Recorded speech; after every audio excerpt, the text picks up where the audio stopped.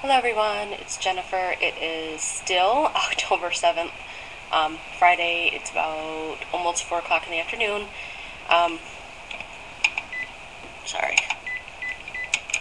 Um, I did my Psych-Eval. I'm taking my glasses off because there's a glare and I hate that because I look people in the eyes when I'm talking to them. Anyway, went to my Psych-Eval today and yeah, I failed again. Um, not quite sure what's going on. Um, Other than it seems that my bipolar is always the issue. It's always the thing that gets brought up, and nobody thinks that I have control over it. Um, However, I will say this: this psychiatrist or psychologist that I went to today has had bariatric surgery herself. So she's been there, done that. She understands, um, and she's very down to earth, not like most highly educated professionals, I guess, who deal with people who kind of have the attitude of "I know more than you do." She doesn't have that kind of demeanor, so I'm not as upset about this failure as I was the first one. However, I'm waiting for the jokes to come that I failed my psychic eval twice now.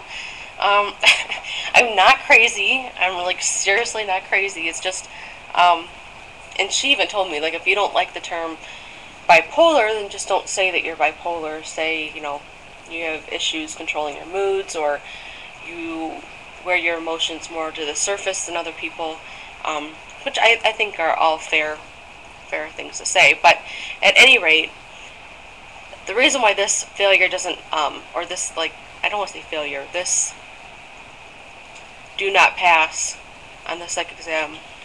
God, I'm recording from YouTube, straight from my webcam, and it's so weird. Anyway, the reason why it doesn't bother me as much, I think, is because she told me what she wants me to do, and she told me why she wants me to do it, and she was very complimentary the whole session I was there, which was an hour and a half.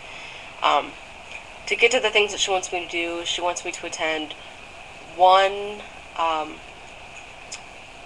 support group meeting, which is really, really cool. There's a support group that she wants me to join online, which I don't know if my camera's forward or backwards, so I don't even know if you can read this, because it's probably all cloudy. But it's a Yahoo support group, basically. So I have to join that, and then I guess from there it has the dates of the support groups. And I guess they meet on Saturdays, which is really not good timing for me because I work midnights on Friday, so I technically get off at 7:45 in the morning on Saturdays, and then I go back to work 5 in the afternoon, or 6 in the afternoon, 6 in the evening. And then I work till 2 or 3 Sunday morning, and then I go back at 3 in the afternoon. So my whole weekends, Friday, Saturday, and Sunday, are just work and sleep. So to have to go to a support meeting on a Saturday cuts into the sleep time, and blah, I really don't want to do it. But I have to. This is what I have to do. So she wants one support group, and then she wants me to see a psychologist or a counselor at least 3 times. I do have a counselor in Monroe, which is kind of right in between. It's about 40 minutes from my house, but it's Monroe, Michigan's kind of right on the border of Michigan and Ohio. So I could go there. I've been seeing her for 4 or 5 years, and she's affordable. I could totally do it, but I've decided that I'm going to go to the woman that I saw today, only because she's had the surgery, and because I like her. I'm comfortable with her. And I think that, she already called me out on some stuff today, so that's what I need. She wants me to see her 3 times, so I've already made my appointments. So I have 3 appointments, one a week. My 3rd appointment will be November 1st. So hopefully, as of November, she said as of, my 3rd session, she will go ahead and approve me, barring that I've gone to the support group. And the reason she initially wanted me to go to 3 support groups, but because I told her about this group, and I told her that I've met Stephanie, Banded Stephanie, that her and I text, and we've met. And there's another gentleman that I have met on a different website who has had gastric bypass. And because I'm watching all your videos, she considers this a kind of like a remote support group. She would like me to build my support group to people that I can actually call and physically be around. But she's not barring the surgery because of that. So I really just have to go to one support group and then 3 counseling sessions, and I'll probably continue after that. I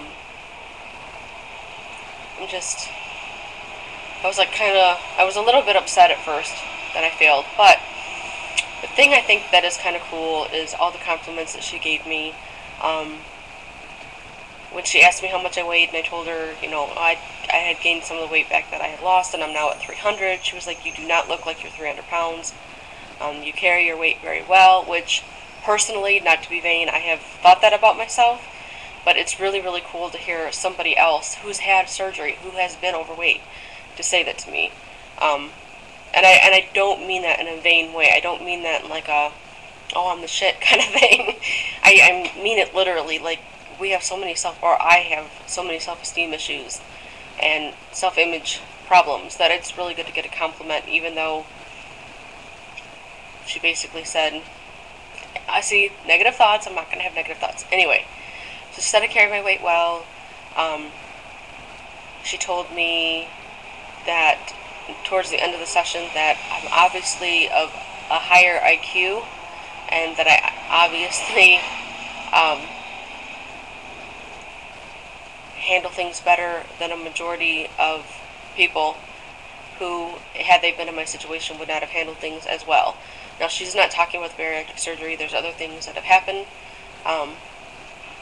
But I've heard this, like, so many times, that, like, I'm so smart thing, and I don't really get it.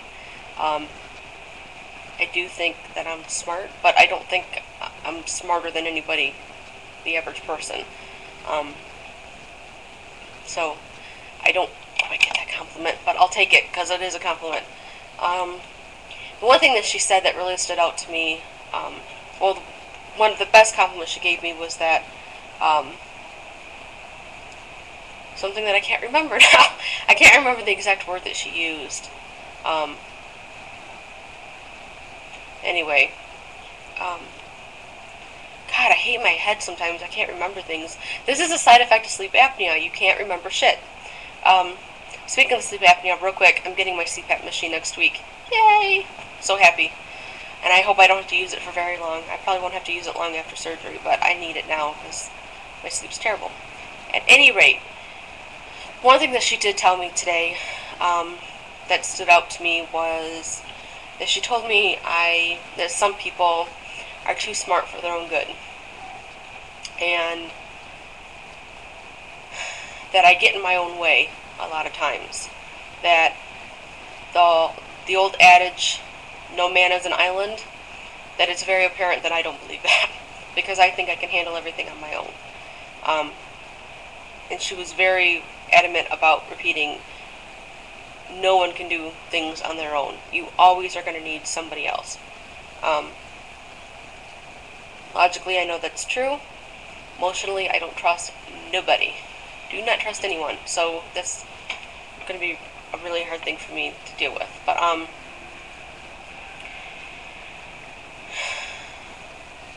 the getting in my own way, she doesn't understand why I would take all the energy to apply for graduate school, get accepted into graduate school, start graduate school, and then drop out 3 weeks later.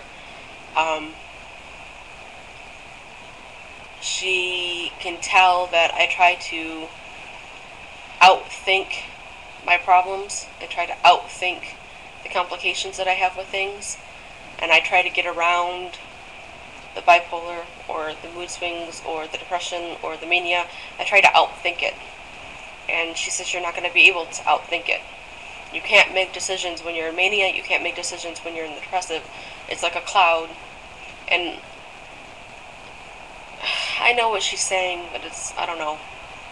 I guess I'm just stuck in this place where I don't see myself the way other people see me. I don't hold myself up to the esteem that a lot of people seem to hold me up to. Um, like, I just don't see it. I don't get it. I don't think poorly of myself, but I don't, I don't know. I just don't see what other people see. So, with that, I just want to let you guys know I failed again.